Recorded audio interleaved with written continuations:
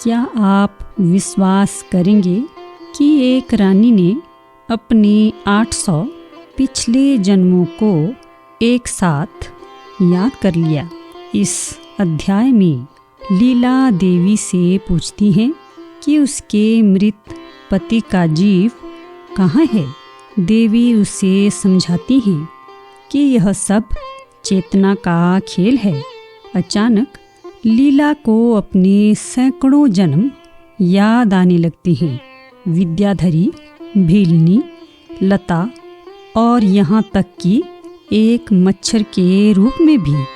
लेकिन सच तो यह है कि ये सभी 800 जन्म एक पल के भ्रम से ज्यादा कुछ नहीं थे।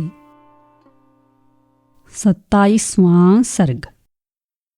आश्चर्य मगन लीला द्वारा फिर अपने पति के दर्शन की अभिलाषा व्यक्त करना तथा सरस्वती देवी के उपदेश से बोध प्राप्त कर अपने पूर्व जन्मों का वर्णन करना। श्री वशिष्ठ जी ने कहा, वत्स श्री रामचंद्र जी, उस पर्वत शिखर के ग्राम में उस ब्राह्मण के घर के मंडपाकाश में ही, वहाँ पर ज्येष्ठ शर्मा आदि के सामने स्थित वे दोनों ललनाएं शीघ्र अंतर्हित हो गई। हम लोगों पर वन देवियों ने अनुग्रह किया। ऐसा विचार कर ज्येष्ठ शर्मा आदि घर के लोगों का दुख मिट गया और वे अपने गृह कृत्य में संलग्न हो गए। तदुपरांत गृह मंडपाकाश में अन्य लोगों की दृष्टि में अंतर्हित विस्मय से चुपचाप सी बैठी हुई व्योम रूपिणी लीला से व्योम रूपा सरस्वती ने कहा, लोक में प्रसिद्ध है कि दूसरे के संकल्प शरीर को दूसरा नहीं देख सकता। ऐसी अवस्था में संकल्प शरीर धारिणी उन दोनों का संवाद कैसे हो सकता है। श्री रामचंद्र जी की इस शंका को उनकी आकृति से भांपकर स्वयं श्री वशिष्ठ जी समाधान करते हैं। लोक में जिनका देवता के प्रसाद आदि से उषा और अनिरुद्ध की नाई समान ही परस्पर संवादी संकल्प या स्वप्न हुआ, उनका उस संकल्प और स्वप्न में परस्पर संवाद जैसे संवाद के अनंतर होने वाली क्रिया रूप में परिणत होता है, वैसे ही लीला और ज्ञप्ति देवी का संवाद भी हुआ। जैसे स्वप्न और संकल्प में पृथ्वी आदि अधिभूत और नाड़ी प्राण आदि से उपलक्षित शरीर के बिना भी संवाद की प्रतीति होती है, वैसे ही अधिभूत अर्थात पृथ्वी आदि और अध्यात्म नाड़ी प्राण आदि से उपलक्षित शरीर के बिना भी उनकी वह संवाद प्रतीति हुई। श्री वशिष्ठ जी प्रसंगतः बीच में आई हुई शंका का समाधान कर प्रस्तुत कथा को कहते हैं। श्री सरस्वती जी ने कहा, भद्रे, तुमने ज्ञातव्य वस्तु संपूर्णतया जान ली है, द्रष्टव्य पदार्थ देख लिए हैं। इस प्रकार की यह ब्रह्म सत्ता है। बताओ अब और क्या तुम पूछती हो। लीला ने कहा, देवी जी, मेरे मृत पति का जीव जहाँ पर राज्य करता है, वहाँ पर मुझे उन लोगों ने क्यों नहीं देखा जैसा कि यहाँ पर मेरे पुत्र ने मुझे देखा। इसका क्या कारण है। श्री सरस्वती जी ने कहा, वत्से, उस समय अभ्यास न होने के कारण तुम्हारा द्वैत ज्ञान अर्थात प्रपंच सत्य है इत्याकारक ज्ञान निशेष नष्ट नहीं हुआ था। जो पुरुष भेदक अविद्या के उच्छेद से अद्वैत को प्राप्त नहीं हुआ है, उसका सत्य संकल्पत्व आदि क्रियाओं से कैसे संबंध हो सकता है। धूप में बैठे हुए पुरुष को छाया में बैठे हुए पुरुष का शीतलता का अनुभव कैसे हो सकता है? हे सुंदरी, जब अभ्यास न होने के कारण मैं लीला देह ही हूँ, ऐसा तुम्हारा दृढ़ संस्कार विनष्ट नहीं हुआ था, तब तुम्हारी सत्य संकल्पता उत्पन्न नहीं हुई थी। आज तुम सत्य संकल्प हो गई हो, इसलिए मुझे मेरा पुत्र देखे। तुम्हारी यह अभिलाषा सफल हुई है। इस समय यदि तुम अपने पति के समीप में जाओ तो उसके साथ तुम्हारा संपूर्ण व्यवहार पहले की नाई, जबकि वह जीवित था, उस समय के समान होगा। यूँ प्रत्यक्ष दर्शन और उपदेश द्वारा सरस्वती देवी से निर्दिष्ट अर्थ में लीला की असंभावना की शंका निवृत्त हो गई। अतएव वह मंडपाकाश के अंदर ही अपने पति के दोनों परलोकों की तथा हजारों ब्रह्मांडों की उत्पत्ति का अनुवाद करती हुई फिर अपने पति के मंडल को दिखलाने की प्रार्थना करती है। लीला ने कहा, देवी, इसी मंदिर के आकाश में मेरे पतिदेव ब्राह्मण हुए, इसी में मरे और फिर इसी में उत्पन्न होकर राजा हुए। अन्य भूमंडल रूप उनका वह संसार भी यही मंदिराकाश है। इसमें उनकी राजधानी के नगर में मैं उनकी राजा पद्म की रूप से स्थित हूँ। यहीं पर उस अंतःपुर में मेरे पतिदेव राजा पद्म की मृत्यु हुई थी। इसी अंतःपुराकाश में उस नगर में वे राजा हुए। वे पृथ्वी तल में अनेक नगरों के अधिपति हो गए।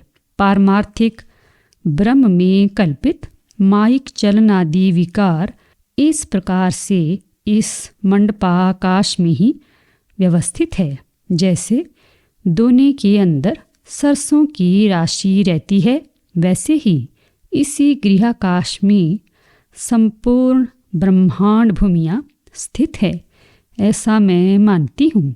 कहीं पास में स्थित अपने पति के मंडल को सदा अति निकटवर्ती समझती हूँ। उसे मैं यहाँ पर जैसे देखूँ वैसा उपाय आप कीजिए। इस मंडपाकाश में केवल आधुनिक पदार्थ ही नहीं हैं, किंतु अतीत आगामी सभी पदार्थ हैं। उन पदार्थों में तुम्हारे अनेक जन्मों के अनेक पतियों के शरीर हैं। सबका दर्शन एक साथ होना तो असंभव है।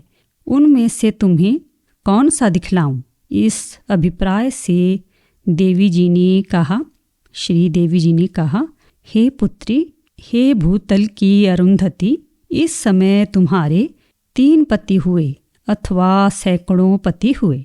अत्यंत सन्निकट 3 पतियों में से वशिष्ठ ब्राह्मण रूप पति तो जलकर भस्म हो गया है और पद्म राजा रूप पति फूल मालाओं की राशि से ढका हुआ शव रूप से अंतःपुर में स्थित है।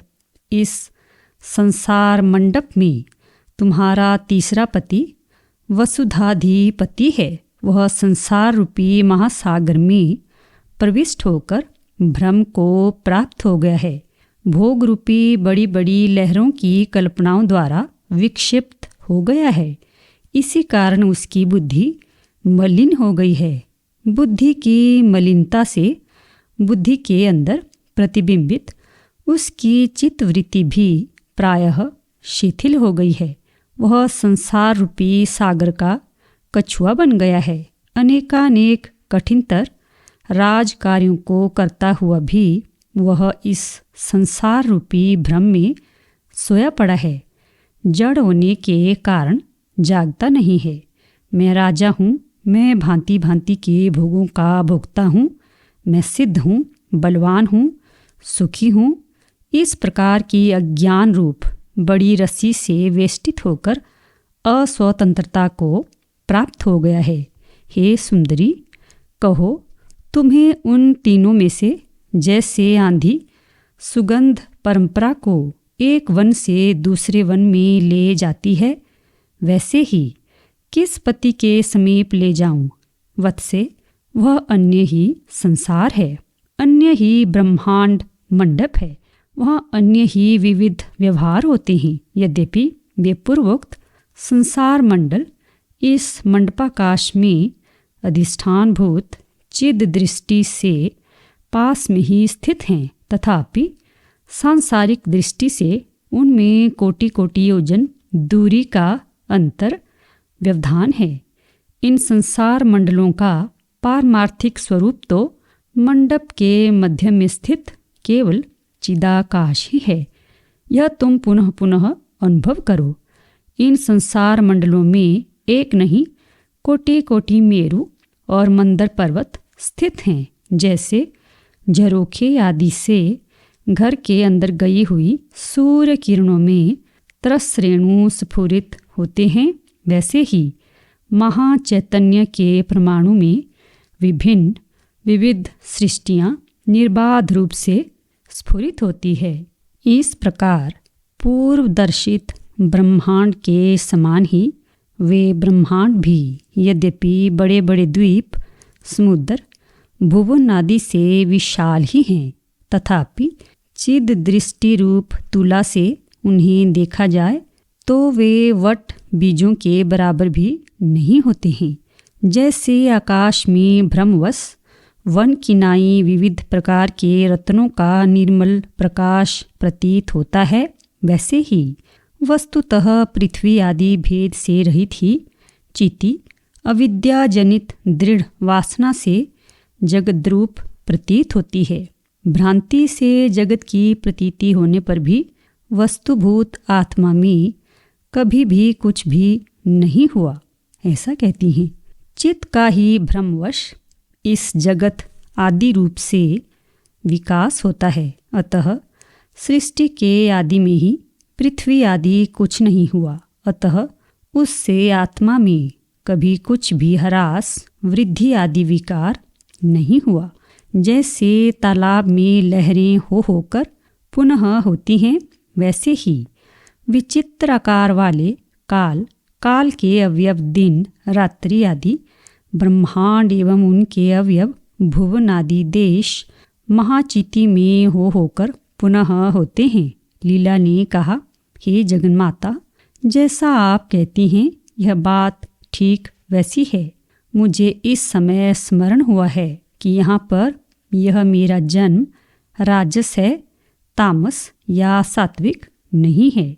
इस जन्म में दुख और परिताप की प्रचुरता है और मध्य तिष्ठन्ति राजसाः अर्थात रजोगुण प्रचुर लोग मध्यलोक में रहते हैं, ऐसी स्मृति भी है। इससे निश्चय है कि मेरा यह जन्म राजस है। इस कल्प के आरंभ में जब अंतःकरण रूप उपाधि की उत्पत्ति होने के अनंतर उसमें प्रतिबिंब रूप से मैं अवतीर्ण हुई, तब से आज तक मेरे विभिन्न योनियों में 800 जन्म बीत चुके हैं। उन्हें मैं आज पुनः साक्षात देख सी रही हूँ, यानी स्पष्ट रूप से उनका स्मरण कर रही हूँ। हे देवी, पहले किसी दूसरे संसार मंडल में विद्याधरलोक रूप कमल की भंवरी मैं विद्याधर राज की पत्नी हुई। तदुपरांत दुर्वासनाओं से कलुषित हृदय वाली मैं मानुषी स्त्री हुई। तदनंतर दूसरे संसार मंडल में मैं पन्नगराज की कामिनी हुई। तदनंतर मैं कदम्ब, कुंद, जामुन और करंजों के वन में रहने वाली वृक्षों के पत्तों के वस्त्र पहनने वाली काली भिलनी हुई। तदनंतर वन की वासना से मूढ़ हुई, यानी धर्म मर्यादा को न जानने वाली, अतएव दुष्कर्मों के संचय से उद्धत हुई। मैं फूलों के गुच्छे रूप नेत्र वाली, पत्ते रूपी हाथ वाली, वन में विलास करने वाली पुण्य आश्रम की गुलुच लता हुई। तदनंतर मुनियों के संसर्ग से पवित्र होकर मैं वनाग्नि से जलकर उन्हीं पहले जिनके आश्रम में लता हुई थी महामुनि की कन्या हो गई। तदुपरांत पुरुषत्व रूप फल देने वाले जो कर्म मैंने किए थे, उन पहले जन्मों में संचित कर्मों के फलस्वरूप मैं सौराष्ट्र देश में पूरे 100 वर्षों तक श्रीमान राजा हुई। तदुपरांत राजा के परद्रव्य हरण आदि दुष्कर्मों से ताली वृक्ष के तले स्थित किसी जलाशय प्रदेश में 9 वर्ष तक कुष्ठ और विकलांग नेवली हुई। हे देवी, तदनंतर मैंने 8 वर्ष सुराष्ट्र देश में दुष्ट तथा अज्ञ ग्वालों की ताड़न, अनुधावन आदि क्रीड़ा के साथ गाय योनि में जन्म लेकर बिताए। उक्त गाय योनि में जन्म का अनुभव करने में मेरा अज्ञान ही कारण हुआ। तदुपरांत मैं पक्षी योनि को प्राप्त हुई। पक्षी योनि में मैंने अकारण वैर से ही व्याधों द्वारा बिछाए गए जालों को दुष्ट द्वैत वासनाओं के समान बड़े क्लेश से छिन्न भिन्न किया। तदनंतर मैं भ्रमरी हुई। मैंने कमल के मुकुलों के कलियों के मध्य में भरपेट केसर खाकर कर्णिका के अर्थात कमल के छातों के मध्य रूप सैया में भ्रमर के साथ एकांत में विश्राम किया। तदुपरांत मैं मनोहर नेत्र वाली हरिणी हुई। हरिणी योनि में मैंने किरातों द्वारा मर्माहत होकर ऊंचे ऊंचे शिखरों से युक्त रमणीय वन स्थलियों में भ्रमण किया। तदुपरांत मैं मछली हुई। मत्स्य योनि में समुद्र के बड़े बड़े कल्लोलों द्वारा बहाई जा रही मैं दिग्भ्रम होने पर जब मच्छुओं के फंदे में आ गई तो मैंने मच्छुओं द्वारा लट्ठी आदि से अपने मुंह पर किए गए प्रहारों को बड़ी बड़ी लहरों और कछुओं की पीठ की हड्डी पर गिरने से व्यर्थ होते देखा। तदनंतर मैं पुलिंदी हुई।